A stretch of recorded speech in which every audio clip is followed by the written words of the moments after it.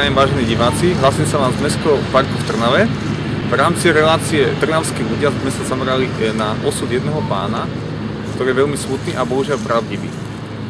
Takmer 30 rokov chodieval do parku k jednému stromu, ktorý mu dával do života veľa energie, ale to už je bohužiaľ minulosťou. Zástupcovia Mestského úradu sa z nepochopiteľných dôvodov rozhodli vyťať tento strom.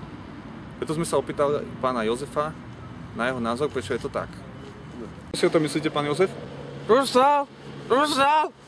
Nechápe, prečo ho dali preč? Aj veverička tam bola.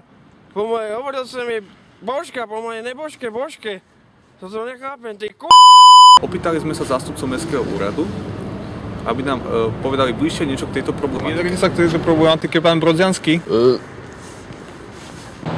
Zástupcovia Mestského úradu sa vyjadrili k tejto záležitosti tak, že vôbec o tom nič nevedia. Tvrdili, že pán Jozef sedával pri úplne inom stromu. Tvrdili, že to bol tento strom. Ale vyzerá to tak, že v dnešnom uponáhľanom svete nie je čas ani priestor pre staršieho človeka a jeho strom, teda niečo, čo by mu robilo v živote radosť. Je to veľmi smutné, ale je to tvrdá realita. Pre televíziu Rode Vilém rozrobil